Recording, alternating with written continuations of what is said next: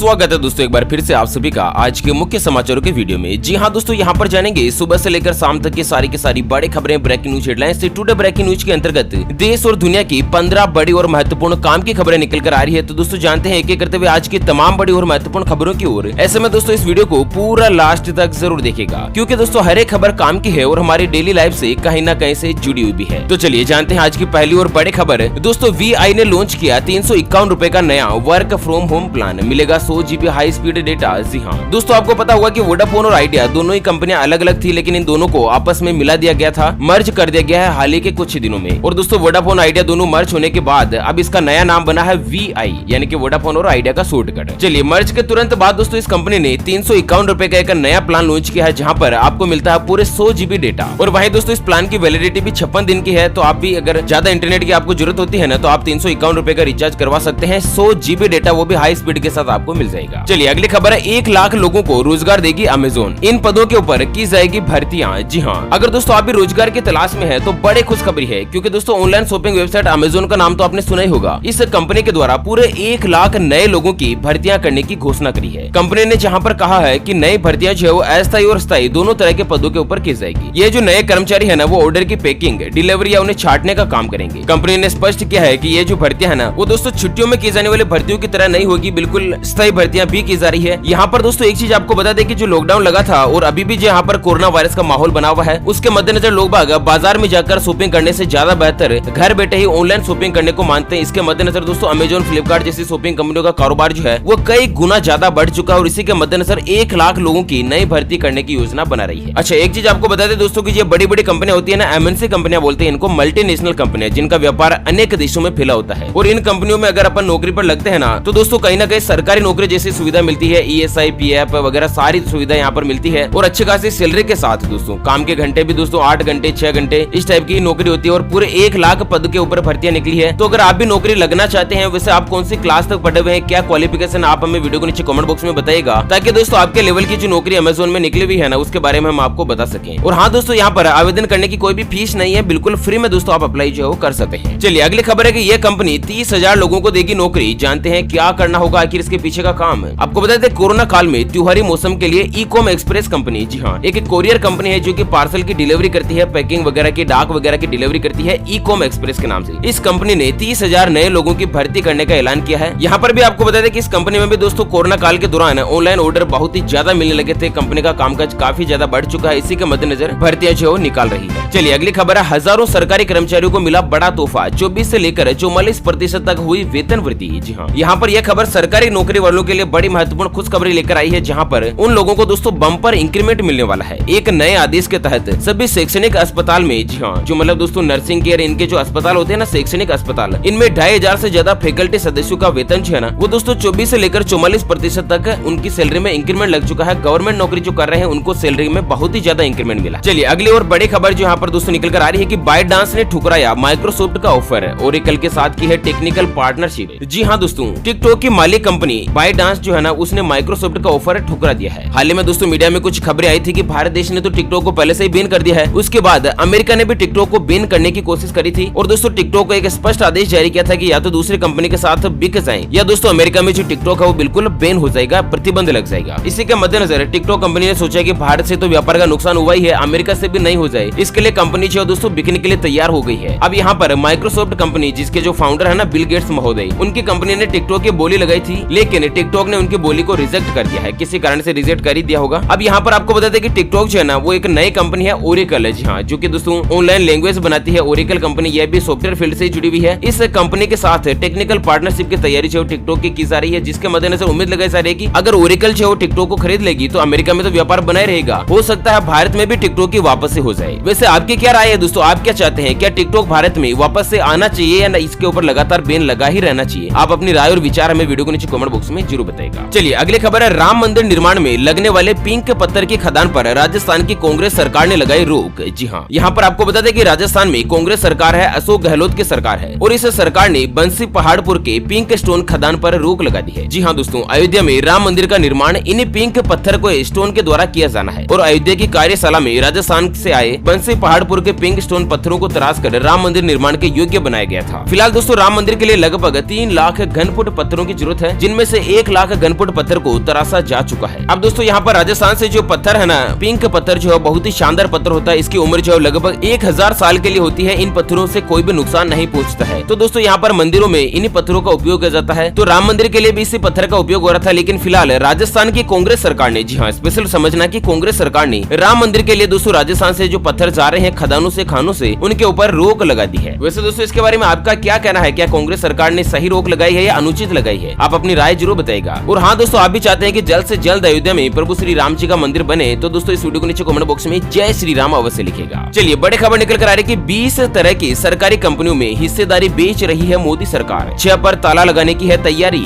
जी हाँ, केंद्र सरकार ने कहा कि वह 20 सरकारी कंपनियों और उनकी इकाइयों में अपनी हिस्सेदारी बेच रही है, जबकि 6 कंपनियों को बंद करने पर विचार किया जा रहा है। जी हाँ दोस्तों, 20 ऐसी सरकारी कंपनियां हैं जिनको जो मोदी सरकार है वो प्राइवेट लोगों के हाथों में, प्राइवेट कंपनियों के हाथों में बेचने की प्लानिंग कर रही है। और दोस्तों प्राइवेट हाथों में बेचने के बाद ये जो कंपनियां है वो प्राइवेट कंपनियां कहलाएगी, फिर सरकारी कंपनियां नहीं रहेगी। ठीक है ना, 20 तरह की कंपनियां जो मोदी सरकार बेचने जा रही है। चलिए दोस्तों बड़ी खबर आ रही है कि दिल्ली के उप मुख्यमंत्री मनीष सिसोदिया को हुआ कोरोना, खुद ट्वीट करके दी है जानकारी। जी हाँ, आपको बता दें दिल्ली के डिप्टी सीएम यानी कि उप मुख्यमंत्री मनीष जी सिसोदिया कल सोमवार को कोरोना पॉजिटिव पाए गए हैं। उन्होंने खुद ट्वीट करके इसकी जानकारी दी है। और दोस्तों सिसोदिया ने ट्वीट करके लिखा है कि हल्का बुखार होने के बाद आज कोरोना टेस्ट करवाया था, जिसकी रिपोर्ट पॉजिटिव आई है। साथ ही उन्होंने कहा कि मैंने स्वयं को एकांतवास में रख लिया यानी कि आइसोलेट कर दिया है। फिलहाल बुखार या अन्य कोई परेशानी नहीं है, मैं पूरी तरह से ठीक हूँ। आप सभी की दुआओं से जल्द ही पूर्ण स्वस्थ होकर काम पर लौट जाऊंगा। तो दोस्तों देश की राजधानी दिल्ली के उप मुख्यमंत्री है वो भी कोरोना वायरस की चपेट में आ चुके हैं। और वहीं अगली खबर में जान लेते हैं आज के कोरोना वायरस से जुड़े कुछ ताजा जरूरी आंकड़े। तो दोस्तों भारत देश में पिछले 24 घंटों में आए लगभग 1 लाख नए पॉजिटिव मरीज। कुल मरीजों की संख्या पहुंची 49,14,777। जी हाँ दोस्तों, 50 लाख के पार जल्द ही हो जाएगी। आज दिन तक इसी तरह आंकड़ा बढ़ता रहा तो दोस्तों आज कोरोना वायरस के मरीजों की संख्या 50 लाख को पार कर जाएगी, जबकि 80,693 लोगों ने भारत देश में अपनी जान गंवा दी है। और वहीं रोज नए बढ़ते हुए आंकड़ों को देखते हुए भारत का जो स्थान है ना वो कोरोना वायरस में पहले स्थान पर पूरे विश्व में पहुंच चुका है। और वहीं दोस्तों 38,41,908 व्यक्ति कोरोना वायरस के चलते ठीक भी हो चुके हैं, स्वस्थ हो चुके हैं। और कुल ठीक हुए मरीजों की संख्या को देखते हुए भी दोस्तों विश्व में भारत का स्थान प्रथम स्थान पर है। इतने ज्यादा मरीज केवल भारत देश में ही ठीक हुए हैं। चलिए जानते हैं दोस्तों अगली और बड़ी खबर है, लेकिन उससे पहले हमेशा की तरह एक नजर डालते हैं आज के माइंड क्विज यानी कि गिवे वाले सवाल की तरफ। तो दोस्तों आज का माइंड क्विज वाला सवाल आप स्क्रीन पर देख पा रहे हैं। भारत देश का राष्ट्रीय पक्षी कौन सा है? जी हाँ दोस्तों, दोबारा सुन लीजिएगा, भारत का राष्ट्रीय पक्षी कौन सा है? तो फटाफट से लिखना है क्वेश्चंस का आंसर इस वीडियो के नीचे कमेंट बॉक्स में। और दोस्तों सही जवाब देने वाले किसी एक कमेंट्स को सेलेक्ट किया जाएगा हमारी ओपीएस न्यूज टीम की तरफ से और उसे दिया जाएगा एक Vivo V12 शानदार स्मार्टफोन मोबाइल। ध्यान रखिएगा दोस्तों, कंपनी की तरफ से स्पॉन्सरशिप के अंतर्गत ये मोबाइल मिला हुआ है, जो कि दोस्तों भाग्यशाली विजेता को सीधा गिफ्ट के रूप में डिलीवर कर दिया जाएगा, वो भी बिना किसी चार्ज के। चलिए अगली खबर है, बड़ी खुशखबरी। योगी सरकार की पहल पर उत्तर प्रदेश में 17 नए रूट पर शुरू होगी विमान सेवाएं। तो उत्तर प्रदेश के मुख्यमंत्री योगी आदित्यनाथ ने कहा कि दोस्तों उत्तर प्रदेश में 17 नए एयरपोर्ट बन रहे हैं, जहां पर विमान सेवाएं जो है वो शुरू की जा रही है। और वहीं बड़ी खबर निकल कर आ रही है कि छत्रपति शिवाजी के नाम पर होगा आगरा का मुगल म्यूजियम। मुख्यमंत्री योगी बोले हमारे नायक मुगल नहीं हो सकते। जी हाँ, बड़ी खुशखबरी है कि उत्तर प्रदेश के मुख्यमंत्री योगी आदित्यनाथ ने आगरा के मुगल म्यूजियम का नाम बदलकर छत्रपति शिवाजी महाराज कर दिया है। सोमवार को मुख्यमंत्री ने वीडियो कॉन्फ्रेंसिंग के माध्यम से आगरा मंडल के विकास कार्यों की समीक्षा के दौरान इसको मंजूरी दे दी है। और मुख्यमंत्री योगी आदित्यनाथ ने कहा कि आगरा में निर्माणाधीन मुगल म्यूजियम जो है ना वो छत्रपति शिवाजी महाराज के नाम पर स्थापित होगा। चलिए अगली खबर है, बंगाल के पुजारियों को हर महीने भत्ता देगी ममता सरकार। जानते हैं कितना मिलेगा पैसा?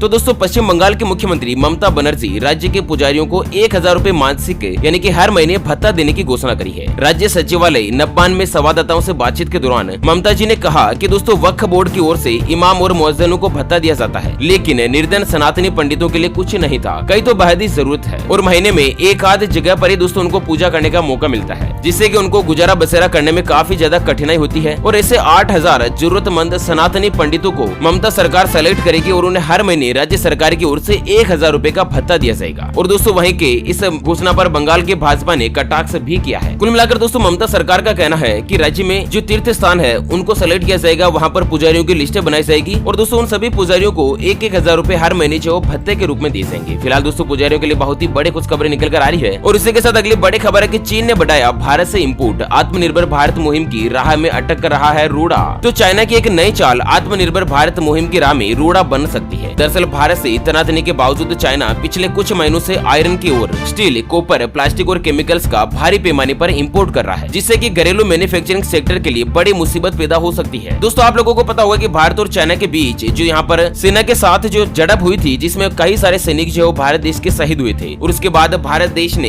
दोस्तों बहुत ही बड़ा एक्शन लिया था, जिसमें चाइना की बहुत बड़ी कंपनियों को बैन कर दिया था भारत के अंदर, जैसे कि टिकटॉक, पबजी, उन सभी चाइनीज कंपनियों को भी बैन किया था। और साथ ही चाइना के साथ भारत का व्यापारिक रिलेशन लगभग खत्म ही कर दिया था। और इसी बीच चाइना जो दोस्तों भारत देश को राजी रखने के लिए, भारत देश को खुश रखने के लिए भारत से अनेक तरह के सामान मंगा रहा है, जैसे कि लोहा, स्टील, आयरन, कॉपर, प्लास्टिक और बहुत सारे केमिकल्स वगैरह। ये दोस्तों भारी मात्रा में चाइना में मंगा रहा है भारत से। तो कुल मिलाकर यहाँ पर चाइना की कोई ना कोई चाल ही हो सकती है, क्योंकि भारत देश में प्रधानमंत्री मोदी जी ने आत्मनिर्भर भारत को यहाँ पर बढ़ावा देने की जो घोषणा करी थी, ऐलान किया था ना, उसके मद्देनजर दोस्तों चाइना जो इस तरह का कुछ रणनीतिक काम कर रहा है। चलिए अगली खबर है, कोरोना को मात दे चुके लोगों के लिए सरकार ने जारी की गाइडलाइंस, योग करने और च्यवनप्राश खाने की दी है सलाह। तो आपको बता दें, भारत सहित दुनिया भर में कोरोना वायरस का ग्राफ काफी तेजी से बढ़ रहा है, जहां पर अगर पूरी दुनिया के पॉजिटिव मामलों की बात करें तो लगभग 2 करोड़ 90 लाख के आसपास कोरोना वायरस के संक्रमित मामले पहुंच चुके हैं। और वहीं साथ ही दोस्तों 10 लाख के आसपास लोगों ने कोरोना वायरस के चलते अपनी जान गंवा दी है। और इसी बीच दोस्तों अभी मोदी सरकार ने एक बड़ी गाइडलाइंस जारी करते हुए कहा कि दोस्तों एक नया प्रोटोकॉल कोरोना से उबर चुके मरीजों की सेहत को ठीक रखने में मददगार साबित होगी। यानी कि जो व्यक्ति कोरोना को मात देकर पूर्णतः ठीक हो चुके हैं, स्वस्थ हो चुके हैं ना, उन लोगों को दोस्तों योग करने और च्यवनप्राश खाने की सलाह दी है, ताकि उनके शरीर में रोग प्रतिरोधक क्षमता बढ़े और दोस्तों वो दोबारा से कोरोना वायरस के चपेट में ना आ पाए। ओके फ्रेंड्स, तो इसी के साथ आज की मुख्य समाचार today breaking news headlines news के इस अपडेट वीडियो को फिलहाल यहीं पर देते हैं विराम। फिर मिलेंगे एक और नई और काम की खबर के साथ, तब तक के लिए बने रहेगा आपके अपने चैनल ओपीएस न्यूज पर। Thank you, take care, good bye, जय हिंद, जय भारत, वंदे।